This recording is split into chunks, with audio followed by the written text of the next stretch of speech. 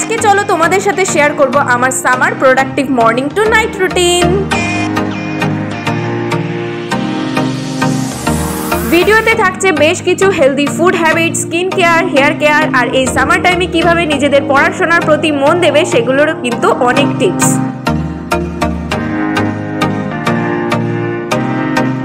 তাই ভিডিওটা কিন্তু একদম শুরুর থেকে শেষ পর্যন্ত একদম স্কিপ না করে দেখতে হবে। তো চলো শুরু করা যাক।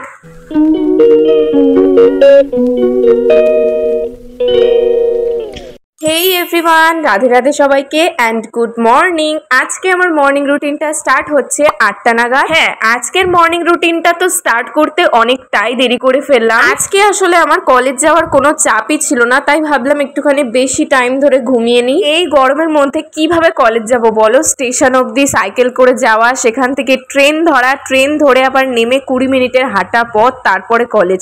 গরমের মধ্যে অর্ধেক তো ওখানেই আমি সেদ্ধ হয়ে যাই, ওই জন্য কিছুদিন একটু বন্ধ রেখে কলেজ। আর কি বলতো, যেই দিন কলেজ যাই সেদিন আর বাড়ি এসে না এনার্জি থাকে না কোনো বই পড়ার, এসে মনে হয় তখন ঘুমিয়ে পড়তে পারলে বাঁচি। যাই হোক, সকালবেলার মোটামুটি বিছানা গোছানোর কাজ সারতে না সারতেই দেখতেই পাচ্ছ ফ্যান চালিয়ে দিয়েছি। আর সারা রাত ধরে ফ্যান চালানোর পরে না মর্নিং এর টাইমে আর ইচ্ছে করে না ফ্যানটাকে কষ্ট দিই, কিন্তু কি আর করা যাবে, এই গরমে বারবার ফ্যান চালাতেই হচ্ছে। যেহেতু রাত্রেবেলা 7-8 ঘন্টা ঘুমানোর মধ্যে একটু ফোঁটাও জল খাওয়া হয় না, সেই জন্য কিন্তু আমি সকালবেলা ঘুম থেকে উঠেই চেষ্টা করি আগে জলটা খাওয়ার খালি পেটে। আর খালি পেটে জল খাওয়ার উপকারিতা তো আলাদা করে কিছুই বলার নেই তোমাদেরকে। আজকে যেহেতু দেরি করে ঘুম থেকে উঠলাম, তাই আর কোনো কাজ করব না, এক্সারসাইজও করব না, ডাইরেক্ট পড়তেই বসবো।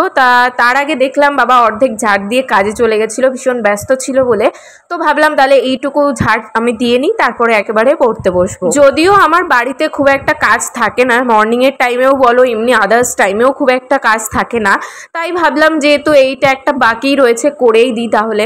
আর এখন মর্নিং এর টাইমে যে হারে গরম পড়ছে, যে হারে রোদ্দুর পড়ছে, তাতে মনে হচ্ছে এখনই স্নান করলে ভালো হতো, কিন্তু কিছু করার নেই। এখন সকাল সকাল স্নান করলে আর পড়তে বসা হবে না তাড়াতাড়ি করে, তার জন্য জাস্ট মুখটা ভালো করে ঠান্ডা জল দিয়ে একটু ফ্রেশ করে নিচ্ছিলাম। আর ব্রাশটা তো ম্যান্ডেটরি, ব্রাশ করতেই হবে। আজকে যদিও মর্নিং এর টাইমে খুব একটা গরম ছিল না ওয়েদারটা, কারণ দেখতেই পেয়েছো তোমরা ঘর ঝাড় দেওয়ার সময় প্রচুর পাতা জমেছিল, আগের দিন রাতে ঝড় হয়েছিল, তাই আজকে একটু মর্নিং এর টাইমটা হালকা একটু গরমটা কম আছে, তাও আছে কিন্তু একটু কম। আমি কিন্তু মর্নিং এর টাইমে কোনো ফেস ওয়াশ ইউজ করি না, জাস্ট নর্মাল জল দিয়ে মুখটা ধুয়ে নিই, তারপর একটা লাইট ওয়েটের ময়শ্চারাইজার ক্রিম ইউজ করি। আমি ইউজ করছি ল্যাকমির এই ময়শ্চারাইজার ক্রিমটা। আর ঠোঁটটা তো আমার 12 মাসই ফাটে, কিসের জন্য আমি জানি না, তাই ভেজলিনটা ইউজ করে নিচ্ছি। তো পড়তে বসার আগে ভাবলাম কিছু একটা খেয়ে নিই, কিন্তু মনে পড়লো হঠাৎ করে যে আগের দিন রাত্রে তো কোনো ড্রাই ফ্রুটস বা কিছু ভেজানোই হয়নি, কিন্তু না খেয়ে কিন্তু পড়তে বসলে আমার একদমই পড়া মনে থাকে না কিচ্ছু। তাই সকালবেলায় ভাবলাম চলো তাহলে 2টো বিস্কুট খেয়ে নিয়ে একটু জল খেয়ে নিয়ে পড়তে বসে যাব।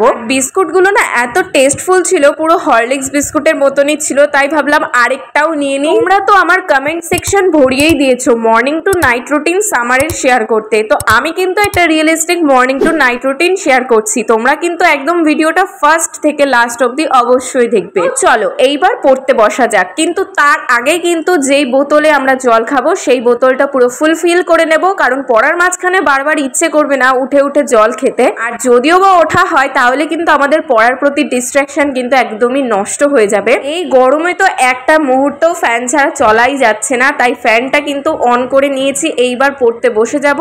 আর কিছুদিনের পর থেকেই কিন্তু আমার কলেজের এক্সাম স্টার্ট হয়ে যাবে, তাই অল্প অল্প করে যতটা চেষ্টা করছি প্রতিদিন একটু একটু করে পড়ে রাখার, নয়তো এক্সামের আগে না প্রচুর প্রেশার হয়ে যায়। তখন যতই চেষ্টা করি না কেন আর পড়তে ইচ্ছে করে না। আর এক্সামের আগে না যদি দেখি সিলেবাস অনেকটা বাকি আছে, তখন কিন্তু একদমই পড়ায় মন বসে না, তখন শুধু এটাই মনে হয় যখন বাকি আছে থাক, তাহলে আর কি হবে পড়ে। মোটামুটি 8:30 নাগাদ থেকেই কিন্তু আমার মর্নিং টাইমটা শুরু হচ্ছে পড়ার। আমি জানি তোমাদের অনেকটাই দেরি হয়ে যাচ্ছে, আমি কিন্তু বলেই দিয়েছি আগে থেকে যে এটা আমার রিয়েলিস্টিক একটা মর্নিং রুটিন হচ্ছে।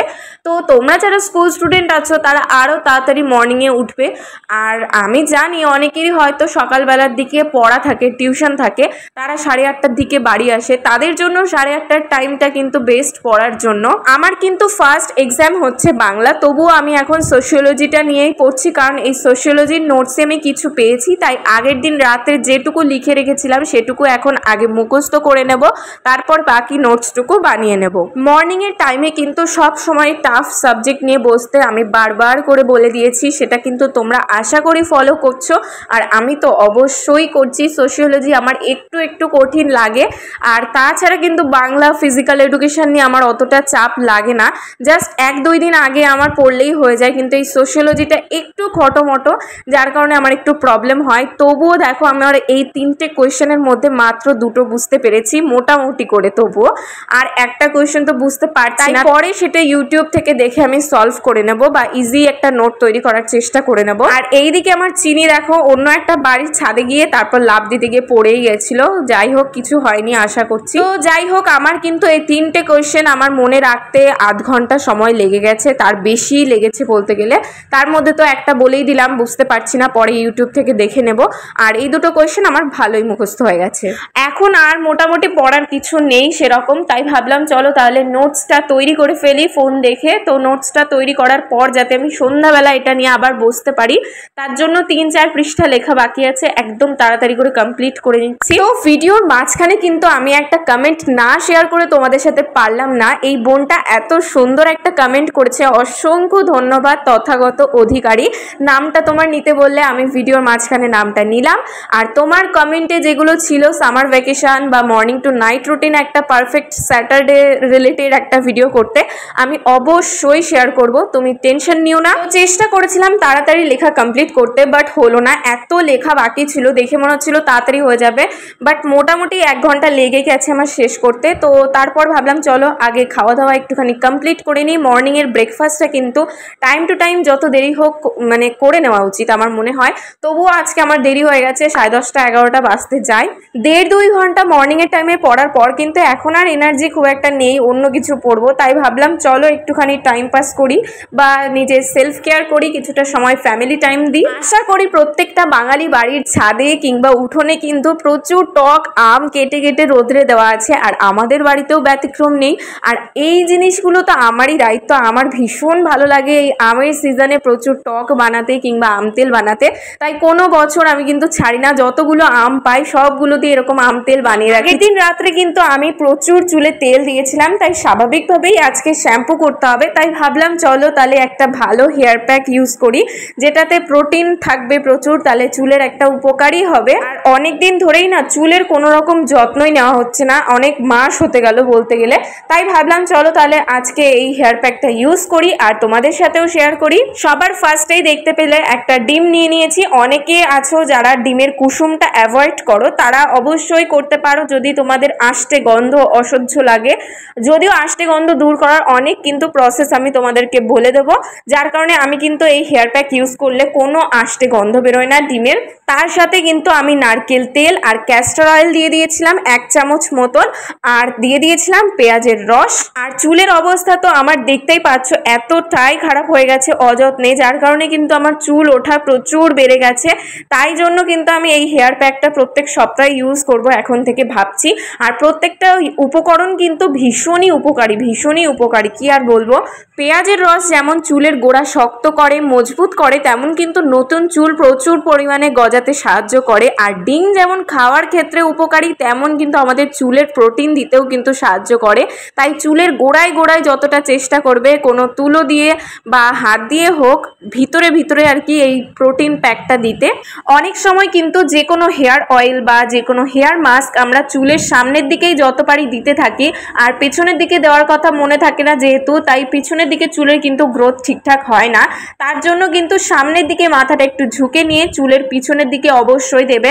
আর যখনই কিন্তু মাধ্যাকর্ষণ শক্তির সমান বরাবর চুলটা রেখে এরকম মাসাজ করবে, তাহলে কিন্তু হেয়ার গ্রোথ আরো দ্রুত হবে আর চুল পড়া কমে যাবে। তো চলো মোটামুটি আধ ঘন্টা এই হেয়ার প্যাকটা রেখে দেবো যতক্ষণ না শুকোচ্ছে। তার মধ্যেই ভাবলাম চলো কিছু ছোটখাটো কাজ করে নিই যতক্ষণ না শুকোচ্ছে।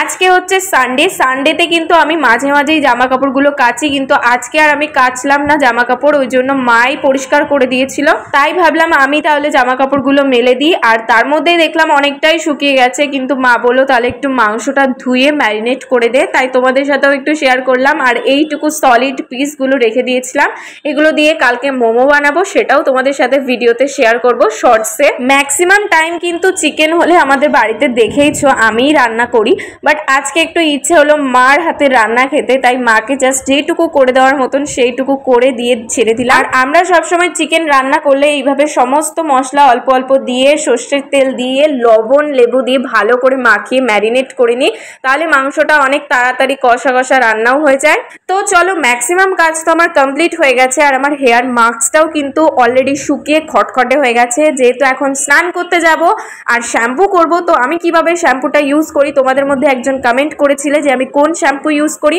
আমি ইউজ করি ট্রেসমির পাউচ, আবার কখনো কখনো ক্লিনিক প্লাস শ্যাম্পু ইউজ করি, আর বেশিরভাগটাই ইউজ করি ট্রেসমিটাই। আর যখনই আমি শ্যাম্পু করি তখন কিন্তু এইভাবে চাল ধোয়া জলের মধ্যে ডাইলিউট করে নিই। আর ডাইলিউট করা শ্যাম্পু কিন্তু ইউজ করলে কোনো আমাদের ক্ষতিকর এফেক্ট পড়ে না চুলের ওপর, যে কোনো শ্যাম্পুই কিন্তু আমাদের ভালো ফল দেয়। তো স্নান করার পর কিন্তু গরমের মধ্যে অনেকটাই রিফ্রেশ ফিল হচ্ছে। এখন আমি ইউজ করছি গুড ভাইবসের এই কিউকাম্বার টোনারটা, এটা নতুন কিনেছি দেখতেই পাচ্ছ। আর হ্যাঁ, ইউজ করার পর আমার মনে হচ্ছে হ্যাঁ আমার স্কিনের জন্য একদম পারফেক্ট। তো চলো, একটা সিক্রেট ট্রিক্স কিন্তু তোমাদের সাথে আমি শেয়ার করছি। স্নান করার পর ন্যাচারালি কিন্তু আমাদের স্কিনটা অনেকটাই ঠান্ডা থাকে। এখন যদি আমরা কোনো ময়শ্চারাইজার ক্রিম হট করে ইউজ করি না, ভীষণ স্কিনটা হিট হয়ে যায়, মানে গরম লাগে, ঘেমে যায়, ভালো লাগে না। তার জন্য কিন্তু আমি সবসময় টোনার ময়শ্চারাইজার ক্রিম এগুলো এই গরমের মধ্যে ফ্রিজে রেখে দিই, ডিপ ফ্রিজে না, নর্মাল টেম্পারেচারে রেখে দিই। আর অনেকটাই যেহেতু ঠান্ডা ঠান্ডা হয়ে যায়, স্নান করার পর ইউজ করলে মুখটাও বেশ ঠান্ডা ঠান্ডা হয়ে যায়, ভালো লাগে। তো আমি কিন্তু নতুন এই ময়শ্চারাইজার ক্রিমটাও ইউজ করছি, ভিটামিন সি এর বায়োটিকের এই ময়শ্চারাইজার ক্রিমটা।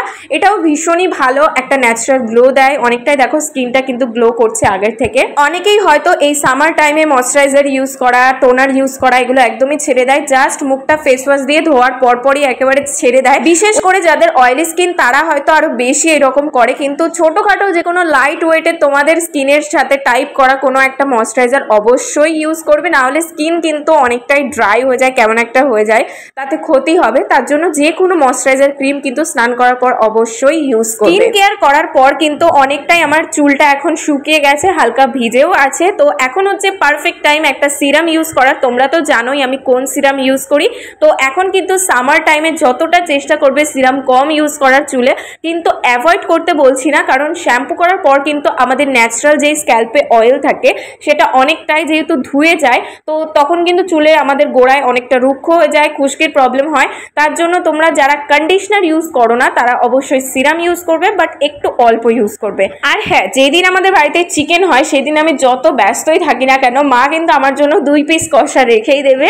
তো স্নান করার পর একদম ভালোভাবে বসে আমি কিন্তু চিকেন কষা খেয়ে নিচ্ছি। তারপর ভাবলাম চুল যেহেতু এখনো ভালো করে শুকায়নি, এখনই শুয়ে পড়বো না। আর জানোই বিকেলবেলা আমার একটু ঘুম ঘুম পায়, তো চুল যতক্ষণ না শুকোচ্ছে আর খাওয়াও যেহেতু হয়নি, তাই ভাবলাম একটুখানি বই রিডিং দিয়ে নিই, যেগুলো একটু ইজি সাবজেক্ট আছে, যেগুলো একবার পড়লে জাস্ট মুখস্থ হয়ে যাবে। যেমন ফিজিক্যাল এডুকেশন, একবার রিডিং দিলেই আমার পড়া হয়ে যায়। তার জন্য ওটা নিয়েই ঘুরে ঘুরে পড়ছিলাম আর চুলটাও শুকিয়ে নিচ্ছিলাম তার মধ্যে। আমি কিন্তু সেই রকম স্টুডেন্ট না যে ঘন্টার পর ঘন্টা পড়ি বা 2-3 ঘন্টা পর উঠি, এইরকম না। কিন্তু আমি যখনই একটু ইচ্ছে হয় বই পড়ি, যখন একটুখানি কোনো কাজ করার পর ফাঁকা টাইম থাকে তখন বই নিয়ে বসি। আমার কিন্তু ওই ঘন্টার পর ঘন্টা বই নিয়ে বসে থাকতে একদমই ভালো লাগে না।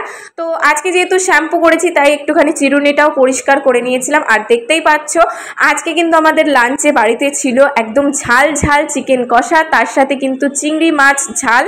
তো লাঞ্চ করার পর কিন্তু একটা দারুণ ঘুম দিয়ে নিয়েছিলাম আমি বিকেলবেলায়। তারপর একদম সন্ধ্যাবেলায় তোমাদের সাথে চলে এসেছি আমার থার্ড স্টাডি সেশনটা শেয়ার করতে। এখন আমার মার হঠাৎ করে বায়না হয়েছে একটু দুধ চা খাবে, তাই মার জন্য শুধু জাস্ট 1 কাপ দুধ চা বানিয়ে নিয়েছিলাম। আর বাড়িতে আমাদের ছিল আজকে পাকা পেঁপে, আর আমার কিন্তু পাকা পেঁপে খুবই ভালো লাগে, কিন্তু আমাদের এখানে খুব একটা পাওয়া যায় না, তাই যখনই পাওয়া যায় আমি কেটে অর্ধেকটা খেয়ে নিই। এই ফল কিন্তু এমনই একটা ফল যা কিন্তু প্রচুর পরিমাণে পটাশিয়াম, আয়রন, ফসফরাস আরও বিভিন্ন রকমের উপকারী জিনিস দিয়ে কিন্তু ভর্তি। তার জন্য কিন্তু এই ফল খেলে আমাদের ব্যাড কোলেস্টেরল কমিয়ে দেয়, হজম শক্তি বাড়িয়ে দেয়, স্কিনের নানান রকম প্রবলেম কিন্তু দূর করে দেয়। সন্ধ্যাবেলার এই টিফিনটা আরেকটু টেস্টি করার জন্য কিন্তু আমি ফলটাকে একদম ফ্রিজের মধ্যে রেখে দিয়েছিলাম, খানিকক্ষণ পরে বের করে নিয়েছি। একটু ঠান্ডা খেতে ভালোই লাগবে। বিশ্বাস করবে না, পাকা পেঁপেটা এত মিষ্টি ছিল, দেখে মনে হচ্ছিল খুব একটা মিষ্টি হবে না, কিন্তু দারুণ মিষ্টি ছিল। চলো এইবার নাইটের টাইমে আমরা বেশ কিছু স্টাডি রুটিন ফলো করব। এখন কিন্তু মোটামুটি পড়া মুখস্থ জিনিসগুলো নিয়েই বসবো, যেগুলো মুখস্থ করতে হবে সেইগুলো নিয়েই বসবো। এখন কিন্তু কোনো লেখালেখি নিয়ে বসবো না, তার জন্য আমি দেখতেই পাচ্ছ বই নিয়ে আর পেন নিয়ে বসে গেছি। যেগুলো ইম্পর্টেন্ট সেগুলোর নিচে দাগ দিয়ে পড়ছি। আর লাউডলি সবসময় পড়ার চেষ্টা করবে, লাউডলি পড়লে কিন্তু সমস্ত পড়া কিন্তু অনেকটা দিন মনে থাকে। মর্নিংয়ের টাইম আর নাইটের টাইম কিন্তু ভীষণই প্রিসিয়াস হয়, তাই এই টাইমটা কিন্তু পড়া মুখস্থর জন্য আলাদা করে রেখে দাও।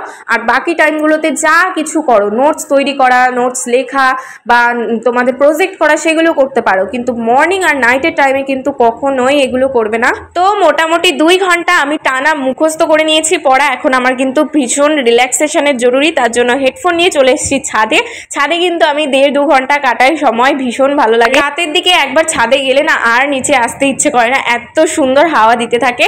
তো এসেই আগে আমি বই খাতা গুছিয়ে নিচ্ছি, যাওয়ার আগে তো বই খাতা গুছিয়ে আমি ছাদে যাইনি। তো তোমাদের সাথে আমার ফাইনাল চুলের রেজাল্টটা তো শেয়ারই করা হলো না। দেখতেই পাচ্ছ চুলটা কিন্তু ভীষণই স্মুথ হয়ে গেছে, দেখে মনে হচ্ছে যেন আমি একদম পার্লার থেকে কোনো ট্রিটমেন্ট করিয়ে নিয়ে এসেছি, কিন্তু না, জাস্ট ডিম আর পেঁয়াজের রস দিয়ে আর ক্যাস্টর অয়েল দিয়ে কিন্তু এত সুন্দর একটা তোমাদের চুল কিন্তু হয়ে যাবে, স্ট্রেট হয়ে যাবে চুল। তো যাই হোক, এখন রাত্রেবেলা যেহেতু ঘুমানোর টাইম হয়ে গেছে, এখন কিন্তু 2 পাশে আমি বিনুনি করে নিচ্ছি। গরমের টাইমে না আমি এক পাশে বিনুনি করি না, নাহলে খুব গরম লাগে, তাই 2 পাশে বিনুনি করে শুয়ে পড়ি।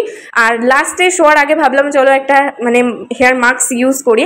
এখন কোনো ফেস ওয়াশ যারা ইউজ করার ঝামেলা নিচ্ছ না, তারা রাত্রেবেলা যদি কোনো স্কিন কেয়ার করতে চাও আমার মতন, তাহলে কিন্তু এই ফেস প্যাকটা অবশ্যই ইউজ করতে পারো। তো তার আগে একটু ফেস ওয়াশ ইউজ করে নিচ্ছি স্কিনটাকে একদম ক্লিয়ার করার জন্য। আর ক্লিয়ার স্কিনে জানোই তো যে কোনো ফেস প্যাক ইউজ করলে সেটা ভালো অ্যাবজর্ব হয়। তো ফেস প্যাকটা ইউজের জন্য কি ইনগ্রিডিয়েন্টস আমি ইউজ করছি সেগুলো তোমাদেরকে বলে দিচ্ছি। আমি তো দেখোই ম্যাক্সিমাম ফেস প্যাক ইউজ করার সময় কিন্তু বেসনটা অবশ্যই রাখি, টক দই, তার সাথে কফি আর একটুখানি কাঁচা হলুদ। তাতে কিন্তু আমাদের যেমন D10 একটা ফেস প্যাক হয়ে যাবে, তেমন কিন্তু আমাদের একটা ফেস ওয়াশও হয়ে যাবে। আজকে একটু বেশি পরিমাণে ছিল বলে যতটুকু ছিল হাতে দিয়ে নিলাম, তাহলে হাতেরও কিন্তু আমাদের একটা D10 হয়ে যাবে। তো তোমরা অনেকেই দেখি কমেন্ট করো, দিদি নোখ কিভাবে বড় করব, একটু কিছু সলিউশন দাও। দেখো আমি নিজে কিন্তু পার্সোনালি নোখ বড় করার বিরুদ্ধে একদম। আমি খুব একটা নোখ বড় করতেই পারি না, আমার ভেঙে যায়। তবু ওই মাঝে মাঝে যেটুকু পারি নোখ বড় করার সেইটুকুই রেখে দিই। তো আমি সেরকম কোনো ট্রিটমেন্ট করি না, কিছুই করি না, কিন্তু তোমাদেরকে আমি সলিউশন দিতে পারি। এরকমভাবে তোমরা নারকেল তেল দিয়ে নখের গোড়ায় রাত্রেবেলা শুয়ে পড়বে, অথবা এরকম বালায়াম এক্সারসাইজ করবে, তাহলে কিন্তু তোমাদের নখ অনেক দ্রুত বড় হয়ে যাবে আর নখটাও ভাঙবে না তাড়াতাড়ি। তো যতক্ষণ না ফেস মাস্কটা শুকিয়ে যাচ্ছে ততক্ষণে ভাবলাম পরের দিন কোনটা পরবো সেগুলো গুছিয়ে রেখে দিই।